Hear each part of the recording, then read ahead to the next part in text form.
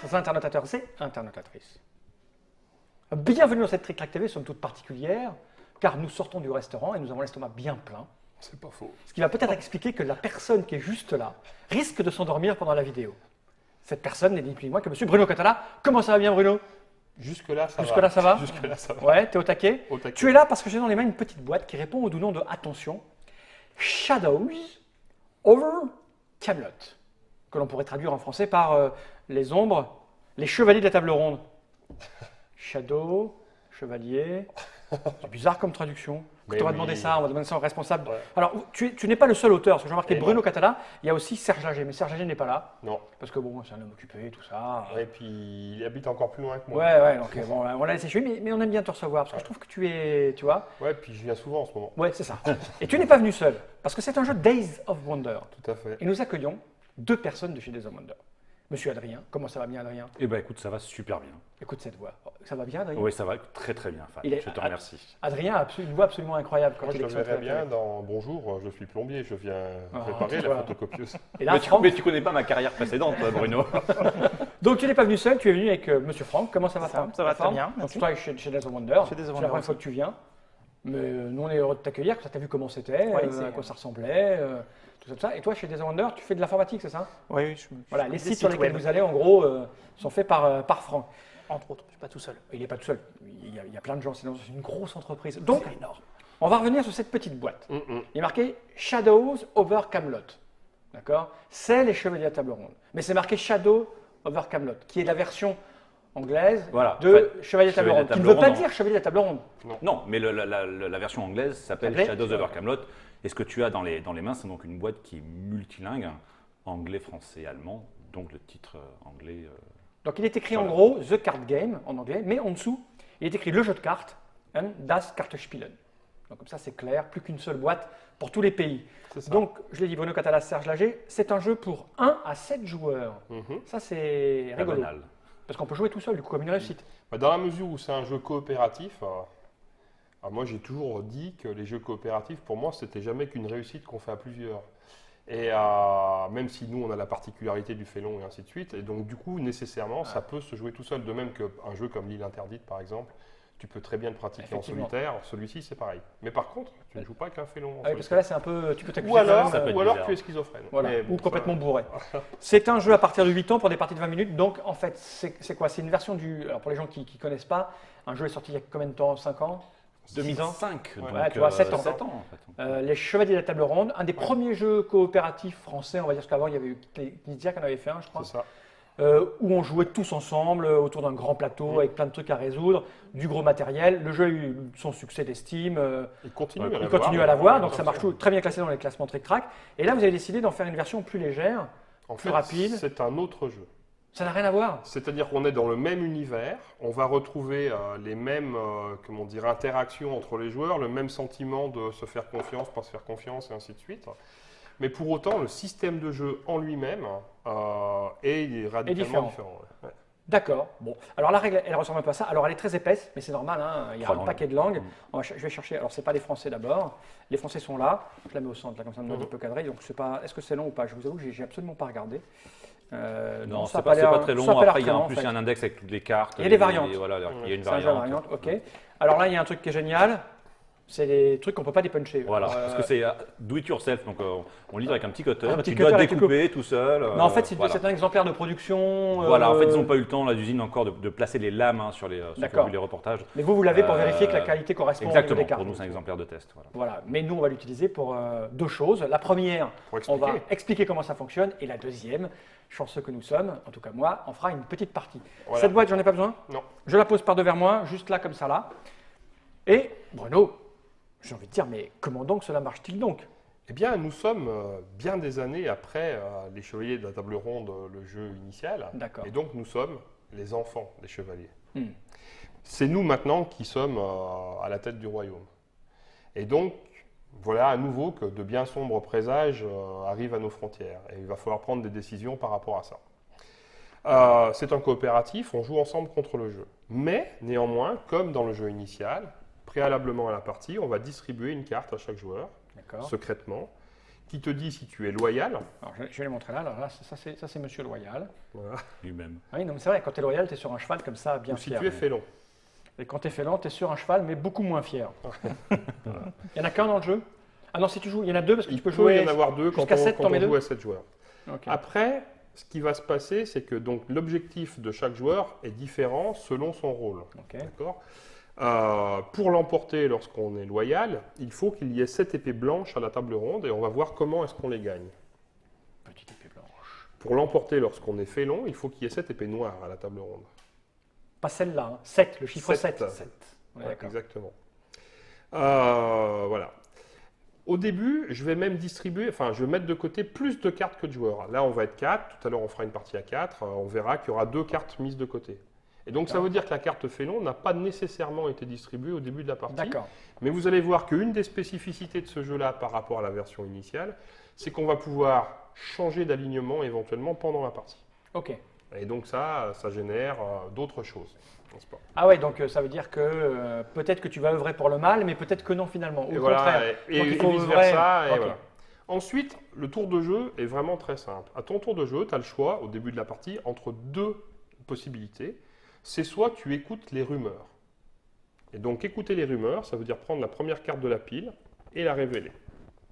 Et là, cette carte-là, elle indique que peut-être il se passe des choses au niveau du danger, par exemple, du côté du dragon. C'est-à-dire, est-ce qu'un dragon ne serait pas en train d'arriver aux frontières du royaume? D'accord. Et la valeur qui est indiquée, bon là il s'avère que c'est un point d'interrogation, mais par exemple la valeur qui est indiquée indique, comment dire, le niveau de crédibilité de la rumeur. C'est-à-dire que plus le chiffre est élevé, plus la rumeur est avérée. Comme la météo. C'est ça. C'est l'indice de météo. C'est 3, il y a probablement un dragon. Voilà. Oui, mais en fait, nous, ça va de point d'interrogation à 5. Ah oui, ok. D'accord. Le point d'interrogation étant une valeur variable au fur et à mesure de la partie. Je m'explique. Le premier point d'interrogation vaut 1. Si je rajoute un point d'interrogation dans la même famille, chaque point d'interrogation vaut 2. Ah, on est à 4 du coup. Exactement. Si j'en rajoute un troisième, chaque point d'interrogation vaut Et 3. on est à 9. Et voilà. Ah oui, c'est sûr de sûr de sûr. Ça monte très Ah, vite. ça, c'est de plus en plus sûr. Donc, je fais ça, par exemple. Donc, je prends cet exemple-là. Et puis, mon tour est terminé. Joueur suivant. Le joueur suivant, à son tour, va probablement, là, écouter les rumeurs. Donc, il va retourner une autre carte et recouvrir la précédente. Et donc là, en même temps qu'il y a déjà un danger de 3 sur le dragon, il y a aussi un danger de type point d'interrogation sur le Graal. Mais on voit pas. Il faut. C'est un jeu d'observation, donc Ouais. en fin de compte, il faut tenter collectivement d'avoir une bonne idée de ce qui se passe sur les différentes D'accord. quêtes, d'accord? Et puis on va continuer comme ça jusqu'à ce que ça soit au tour, admettons, ça revient à mon tour là. Au lieu de continuer à écouter les rumeurs, je peux aussi dire, hé mes amis, si nous partions en quête. Et dans ce cas-là, ça veut dire que je pense que la somme cumulée du danger sur la quête Graal est de 11, 12 ou 13. D'accord. D'accord, c'est une valeur cible, et c'est là, dans ce cas-là, que la Il faut quête partir serait à réussie. la réalité. Admettons que je décide de partir en quête. Alors, on a le droit c'est un coopératif, donc On bien peut dire évidemment. non, Bruno, non. Non, on est à 8. Non, Ouais, ouais. Alors évidemment, lui il me dit non, parce qu'il est félon. Donc, je dirais, il sait oui, très bah bien oui. que, ou vice M'étonne versa, pas. enfin, etc. Enfin, toi, on voit cette interaction-là. Et admettons qu'on décide là d'aller en quête, on va maintenant vérifier ce qui s'est passé. Et on regroupe les cartes par catégorie. Donc si là, tu t'es à, veux. t'es à- t'es à Et là, 6. finalement, j'étais à 6. À 6. Donc là, c'était un peu stupide de partir en quête à ce moment-là, mais ça a des conséquences. Lorsqu'on vérifie, si on est pile dans la valeur cible, donc 11, 12 ou 13, à ce moment-là, nous gagnons. Nous sommes arrivés pile au bon moment. On met une raclée aux ennemis. Et on prend une globalement. épée. Non, on prend 3 épées. Ah, parce qu'il y a 3 Voilà, épées qui le sont. Graal. Sur le Graal, c'est 3 Trois épées. épées. Sur Excalibur, c'est 2. Sur les Pictes et les D'accord. Saxons, Oh, c'est mais 1, c'est- etc. Et Ok. donc là, on gagnerait 3 épées blanches. Mais, enfin, si on était arrivé à 11, 12, 13. Mais là, on est arrivé trop tôt. Mhm. Donc en fait, on a déplacé nos forces pour rien. Mhm. Le mal en profite pour progresser. Donc c'est 3 noirs. Non, c'est une noire. Ah, c'est une noire. Si on arrive trop tôt, quelle que soit la quête, c'est une noire. Ok, c'est rassurant. Par contre, si on arrive trop tard, admettons qu'on soit à 14 ou plus, alors là, on se prend une méga tôle. Les 3. Et là, on prend 3 épées noires. Ok, d'accord. Une fois qu'on a vérifié la quête principale, on regarde les quêtes annexes. Mhm. Sur les quêtes annexes, qu'on soit arrivé trop tôt ou pile dans la cible, en fait, ça n'a pas de répercussion sur le jeu. D'accord. D'accord. Par contre, si on a dépassé, On se prend des on pénalités. se prend la pénalité qui correspond Ah, d'accord. à Bon, la parce quête qu'on n'est en pas question. parti, on est parti. Ouais. On n'est pas parti. D'accord. On aurait On aurait dû, dû, en on fait. Et après, quand même tu fais quoi? Tu les Tout enlèves? ça est défaussé Et et on on recommence. continue et ainsi de suite. Et la mécanique du jeu, c'est ça. Et on joue jusqu'à ce qu'il y ait soit cette épée noire, soit cette épée blanche. Que dire de plus? Aussitôt qu'il y a au moins 3 épées à la table ronde, au lieu Qu'elles soient noires ou blanches. qu'elles soient noires ou blanches, au lieu d'écouter les rumeurs ou au lieu de partir en quête, je peux aussi accuser. Et dans ce cas-là, chaque joueur, comme dans le jeu normal, ne peut faire qu'une seule accusation par partie. La personne accusée révèle sa carte, obligatoirement. S'il était loyal, je l'ai accusé à tort. Une nouvelle épée noire rejoint le coup. Si, par contre, je l'ai accusé à raison, on gagne une épée blanche. Ok. D'accord? Voilà. Le félon révélé, admettons qu'il y a un félon qui a été révélé, il continue à jouer. Et quand c'est à lui, il ne peut plus que se servir de cette pile-là. D'accord, pour gonfler les Mais stats. par contre, il prend 2 cartes et il choisit laquelle il pose. Donc, ce qui est une bonne façon de D'accord. mettre le beans. Dernière chose, là, je vous ai parlé des cartes qui sont des cartes de quête classiques. Mais il y a, on pourrait se dire, ah bah tiens, nous sommes 4. Tiens donc, Adrien, toi, tu vas t'occuper de compter le Graal. Toi, Franck va s'occuper du dragon. Toi, tu vas faire les Pictes et les Saxons, hein, parce que moi, je suis un peu fatigué. Et puis, D'accord, ok, Je vais voilà. le café. puis moi, je vais faire Excalibur. Ouais. Oui, mais non. Parce qu'en Trop fait, facile. déjà, l'un d'entre nous est peut-être. Ouais, donc il va un dire, ouais, non, vil-traître. j'ai compté. Et puis, Puis non. il y a des cartes Morgane. Il y en a un certain nombre dans le jeu, si tu veux. Et aussitôt qu'une carte Morgane entre en jeu, elle a un pouvoir, D'accord, là j'ai un pouvoir, qui D'accord. est un truc qui est égal, là j'en ai un autre. ok, que j'expliquerai au fur et à mesure Ouais, où elles ok. arriveront en jeu tout à l'heure. Ok. hein. Mais surtout, elles ont un pouvoir spécifique à chaque carte, mais elles ont un pouvoir générique qui est qu'aussitôt qu'une Morgane arrive en jeu, on n'a plus le droit de communiquer. Ah ouais. Et donc ça veut dire que si on essaie chacun concentré sur un point On peut particulier, plus communiquer. et non, ni verbalement, ni faire des physiquement, signes, genre. ni... Et, elle part quand on a résolu une quête. Alors, elle part quand on résout une quête, et, à contrario des cartes Morgane, il y a aussi des cartes Merlin. Fait péter la merde. Hein. Donc qui eux-mêmes ont un effet que je ne vais pas expliciter là parce que chacun est différent, si tu veux, mais qui de toute façon ont un effet générique, que aussitôt qu'un Merlin arrive en jeu, on a à nouveau le droit de se parler. Et donc D'accord. on peut aussi parler de ce qui s'est passé pendant la Entre-temps. période où on ne pouvait Faisons pas se un parler, et ainsi de suite. Ok. C'est ça l'idée. Et c'est tout. Oui. Ah bah écoute, J'ai tout ça expliqué. m'a l'air J'ai extra rien simple. oublié. T'as tout. La quête sur laquelle on peut partir, c'est ça? Ah oui, je n'ai pas dit, effectivement. Quand on décide de partir en quête, on part nécessairement en quête sur la quête qui correspond à la dernière carte qui a été révélée, sur celle du dessus du Ouais, paquet. j'ai compris. Ouais, mais effectivement, Franck a raison, je ne l'avais pas précisé. Ah. C'est-à-dire que sur chaque carte, en fait, tu as un petit symbole qui indique sur quel type de quête on peut partir. Donc là, ça veut dire Graal. Et en fait, c'est important, par exemple, par rapport, je crois, à une des Morganes que tu as devant toi. Celle-ci. Par exemple, on pourrait partir, celle-là, bon, elle nous enquiquine, mais en même temps, elle autorise le joueur suivant à déclencher une quête sur n'importe quel type de quête. D'accord. Voilà. Ok. Bon, moi j'ai tout compris. Voilà. Vous avez tout compris, vous Oui. Bon, Tu m'aurais dit non, là, alors là j'aurais dit mensonge, bluff. hein, mais quoi? Donc c'est, là on a vu les explications. Oui. Le mieux c'est maintenant de On va faire une petite partie.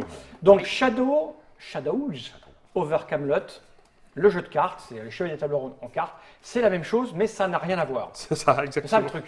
En fait, c'est ce qu'il faut savoir. Combien ça va coûter? 23 €. 23 €. Ça arrive quand en boutique? Ça va arriver, ça sera à Essonne et sûrement la semaine d'après Essonne dans les boutiques. Fin octobre, Voilà, 2012, fin octobre, car nous sommes en 2012. Donc je répète les choses importantes. C'est un jeu de Serge Lager, l'incroyable Serge Lager. Incroyable. Le non moins incroyable Bruno Catala. On a dit tout ce qu'il fallait dire. De 1 à 7. Effectivement, à 1, il n'y a pas de. C'est une réussite en fait. Bah, c'est ça. Et disons que l'intérêt principal pour moi de pouvoir être joueur en solitaire, c'est que la personne qui achète la boîte peut comme ça prendre en main le jeu, intégrer les règles, etc. D'accord. Et après, c'est beaucoup plus facile pour lui ou elle de l'expliquer à ses potes après à la maison. 8 ans, 20 minutes. Ça m'a pas l'air très très long. Quand C'est on joue jouable à- à deux, hein, c'est jouable à deux, ce qui est intéressant pour un jeu coopératif. Mais avec un félon, non. Si. Et oui, avec un félon. étonnamment, Comment Ça vient de. Tu as dit qu'on pouvait changer de. Oui. Comment? par rapport à une Une carte qui est à carte. l'intérieur du paquet, qui s'appelle Viviane. Quand Viviane arrive en jeu, en fait, les deux cartes, toi, tu en prends une, celui qui a pioché la carte, il prend une carte et il décide à qui il va donner l'autre. Donc, ce qui fait D'accord. qu'à partir de ce moment-là, toutes les cartes ont été distribuées et au moins un des joueurs aura vu Ah, et tu un peux félon. dire. Ah oui. Et donc, si tu étais félon et puis que la situation est beaucoup plus bien marrée, enfin beaucoup Ouais, mieux tu partie pour le bien, tu peux changer. Et tu sais Et que vice l'autre est félon. versa, et Ok. voilà. Mais en même temps, tu sais pas parce que l'autre. D'accord, voilà, c'est une carte qui fait ça. Ok, on a tout dit. Petite vidéo de 15 minutes avec explication absolument incroyable. Bruno est un des les gars qui fabuleux. expliquent le mieux les règles, hein, enfin, qui passent par ici. Non, mais c'est vrai. À J'aime défaut bien, de- j'aime bien ça. Donc, À défaut d'être sympathique, tu expliques très très bien. ouais, Du coup, là, j'ai tout compris parce qu'avant, c'était super obscur pour moi. Bah, bien sûr. Donc merci Bruno, De rien. merci Adrien, merci rien, Franck. avec plaisir. Ce qu'on va faire, c'est qu'on va envoyer le générique et puis on se fait une autre petite Tech Track TV pour jouer. Oui.